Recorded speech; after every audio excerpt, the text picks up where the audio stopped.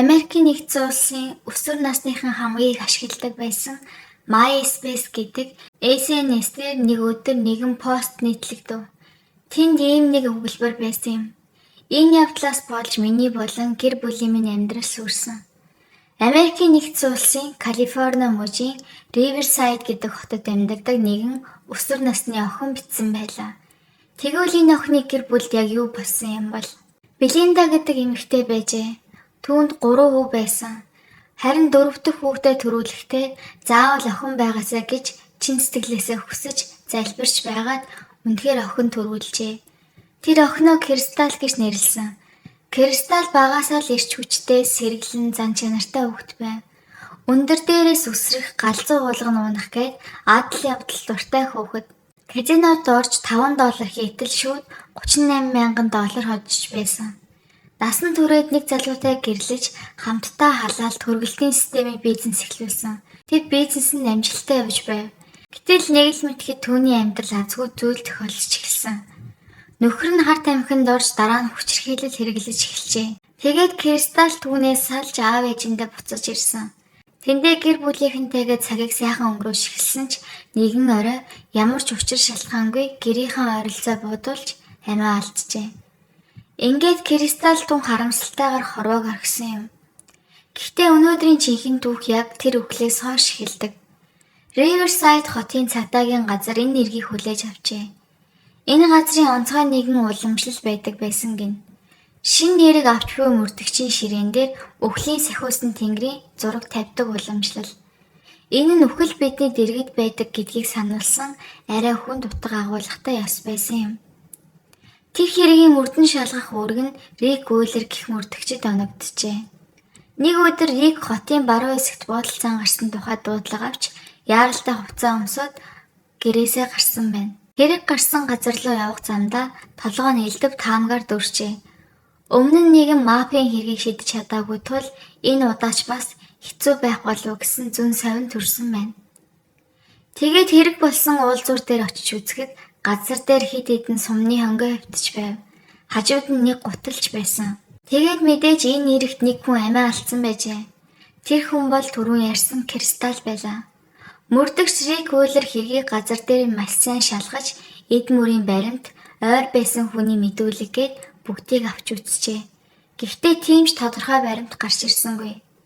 Кристалыг хүргэсэн эмнэлэгт очиж гэр бүлийнхэндээ нуулцсан ч Кристалийн ээж Белинда болон түүний гэр бүлийнхэн ам нээхгүй хамтран ажиллах сонирхолгүй байв. Тэгтэл Riverside хотод энэ нэртэй холбоотой янз бүрийн сургалт тарж эхлэв.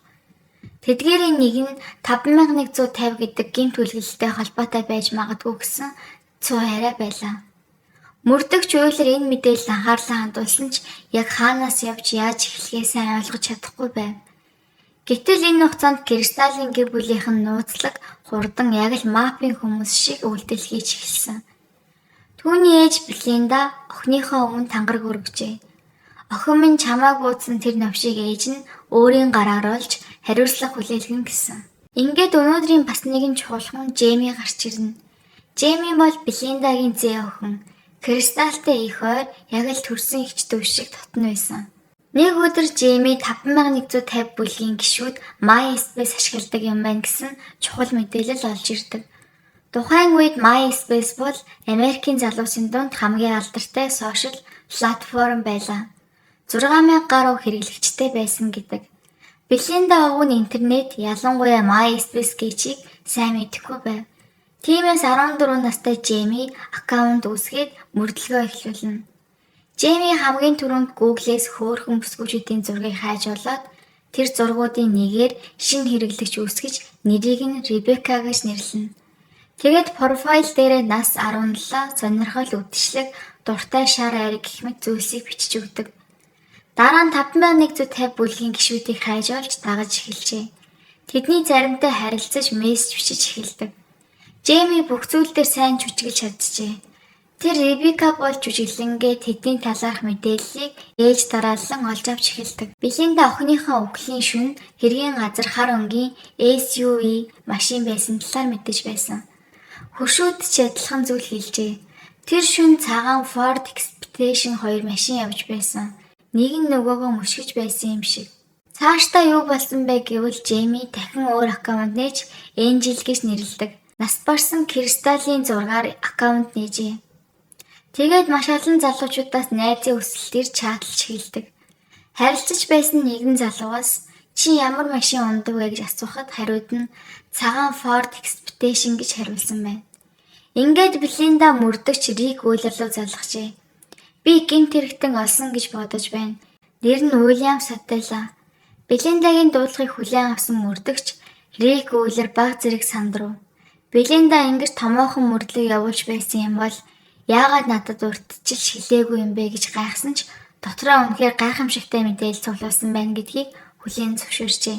Ингээд мөрдөгч Уиллер Сателлаг олж уулзахаар яравчлаа. Сателла тухайн үед галтогооны туслах ажилтан хийж хоолны мэрэгчлээс суралцж байжээ. Сателлаг цагдаагийн газарт дуудаж байцаалт эхэллээ. Нэг охин буудуулж нас барсан газар чиний машин цагаан Ford Expedition хэргийн газар харагдсан гэж байгаа. Хариуд нь Сателла мэдхгүй би бишээ би тэнд байгаагүй гэж зүтгэсээр. Рик Уиллер хэдэн ч удаа баттай байранд гаргаж тавьсан Сателла үгүй мэдхгүй гэсэн хариултаа өөрчлөөгүй. Эцэст нь Сателла нэгэн тохиролцоо санал болгов. Хэрвээ намайг суллаж явбал би үннээ хэлнэ.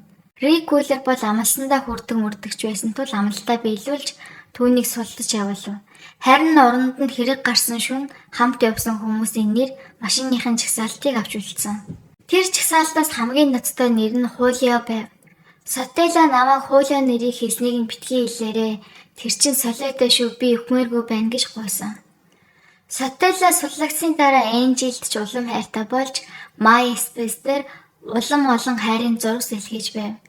Тэр үед ч гэсэн огт мэдээгүй байлаа. Энжел гэдэг охин үнэндээ Кристалийн үеэлдүү Жэми гэдгийг.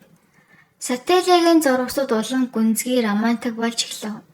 Чи ямар үед ад жаргалтай байдаг бэ? Намайг хинч байсан гэсэн хайрлаж байгаарай. Чамайг санахгүй байж чадахгүй. Гэтэл Жэми энэ үеэс эхлэн сэтгэл зүйн хувьд туйлдаж эхэлжээ. Тэр анх бол зүгээр л жүжиглж байгаа гэж бодож байсан ч одоо тэр өөрөө тэр дүрд орчихсон шаналж байв.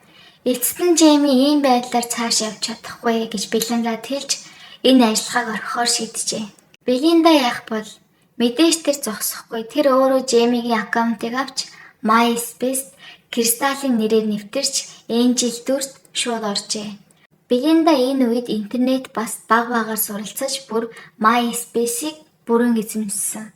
Тэр илүү эрчимтэй ажиллаж эхлэв. Сателлагийн байршлыг шалгах, машины зураг авах, бүр гэрийнх нь өмнө очиж зураг авч түүнийг хэл хамгаалах газарт мэдгдэх зэргээр бүхнийг хийж байв. Белиндагийн дараагийн алхам бол бүрч гайхмаар. Тэр Сателлагийн харьяалагддаг 5150 бүлгийн өрсөлдөгч гэмт бүлэглэл болох Касабланкагийн залуучуудтай холбоодохтой. Тэр шууд л ингэж бичжээ. Нөгөө Сателла танахныг чихтэйхэн доромжлоод явж байлаа шүү. Бүр бүгдийг чинь аймхаа навчнууд байна гэж хэлж байсан. Энэ ярианы дараа Касабланка бүлгийнхэн ч уурлаж эхлэв. Белиндаш дахин нөгөө MySpace-ийг ашиглан тэдэнд ингэж бичсэн байна. Эрдэнэ-нэгдүгээр хурдны замаар гарцааргарч баруун ирэхэд Ford Expedition байж байгаа. Тэр машиныг ол. Өөрөөр хэлбэл Сателлаг өөрийнх нь дайснуудаар хөөж олоод шийтгүүлнэ гэсэн санаа. Энэ бүхнийг хийчгээд Белинда мөрдөгч Рик Уиллер руу залгаж бүх үйл явдлаа тайлбарлажээ. Белинда эн чинь өмнөх шигээ биш, өөр бүлэглэлүүдийн хоорондын мөргөлдөн үүсчих магадгүй.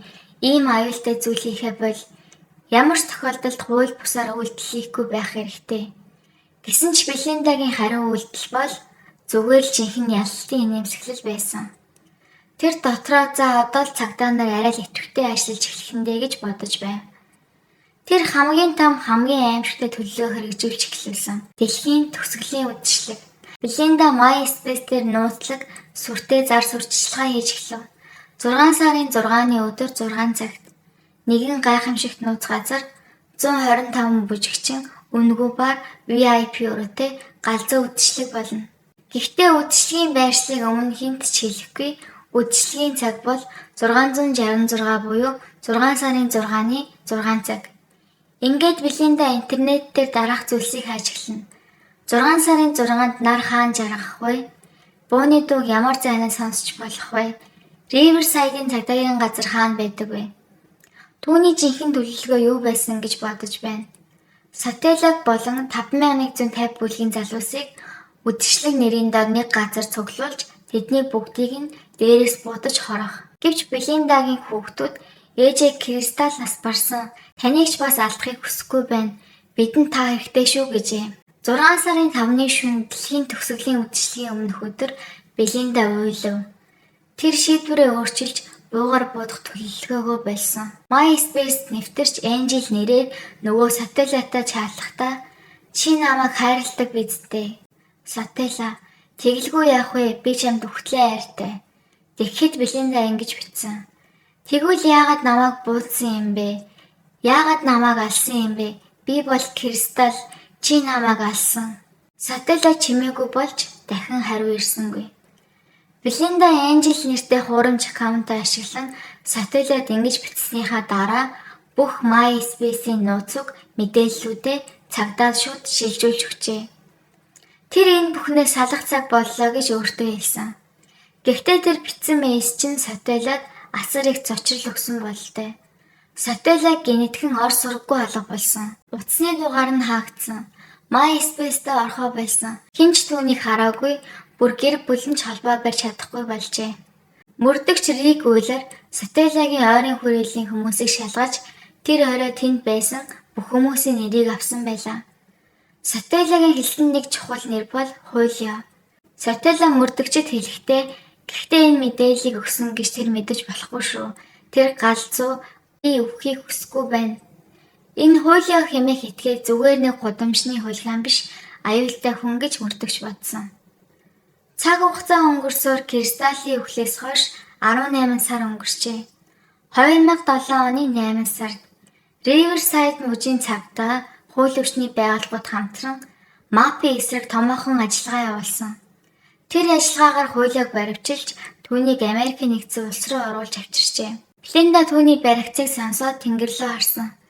Талархаж байна Есүс минь. Нэг навшиг ч гэсэн барьж чадлаа.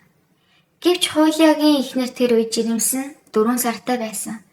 Энэ талаар сонсоод Белинда тоохгүй байжээ. Тэр зүгээр л хамгийн дээдэл оноогоосоо гэж залбирч байв. Гэвч түүний хүүнэр дахин түүнийг зогсоожээ. Ээжээ би энэ навшиг өөрөө алахыг хүсэж байсан ч гэхдээ би өөрөө ч бас 17 наснда тэнэгтэж л явсан. Нэгэн цагт би ч бас ийм тэнэг байж би өвөний хийсэн хэргийг зөвдөхгүй. Гэхдээ хүний амь гэдгсэн чухал зүйл. Белинда тэндээс анхудаа өөрийгөө эргэн харсан. Би яагаад ийм ууртай, ийм аимшигтай хүн болсон юм бэ? Намайг ингэтлээ уурлуулж харанхуй болгосон зүйл юу байсан юм бэ? Эцэст нь би өөрөө ууртай, өөрийгөө үзэн яддаг болчихсон байж. Белинда анхудаа жинхэнэ зөв зүйл хийсэн гэж мэдэрсэн. Тэр Хуулио цаазын ял оноохыг хүсээгүй. Харин насаараа хорихыг авахын дээр гэж хүсжээ.